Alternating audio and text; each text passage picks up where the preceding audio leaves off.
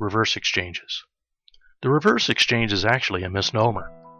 It represents an exchange in which the exchanger locates a replacement property and wants to acquire it before the actual closing of the relinquished or exchanged property.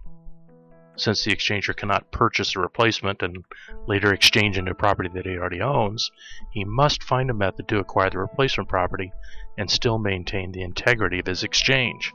Reverses are typically accomplished in two formats based upon transaction logistics and the financing needs of the exchanger.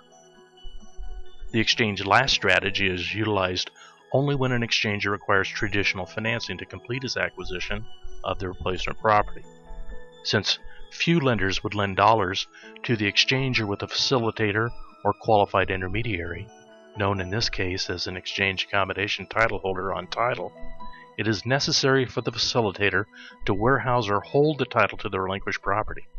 In this approach, the exchange is complete at the moment the exchanger accepts title to the new replacement property. However, with the prospect of the exchange being complete, it is necessary to balance equities between relinquished and replacement properties prior to the closing. In other words, upon closing the replacement, there must be an equal amount of equity in the replacement property as is expected to come out of the later sale of the relinquished property.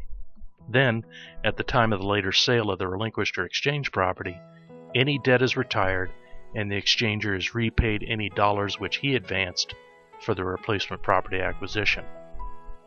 In an exchange first scenario, the facilitator, with the aid of a loan from the exchanger, acquires the replacement property and warehouses or holds the property title until such time as the relinquished property is sold and the exchange can be completed.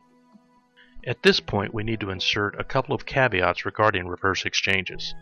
They tend to be more complicated than other exchanges, and because they involve the holding of title by a facilitator in the form of an exchange accommodation title holder, they require extensive planning.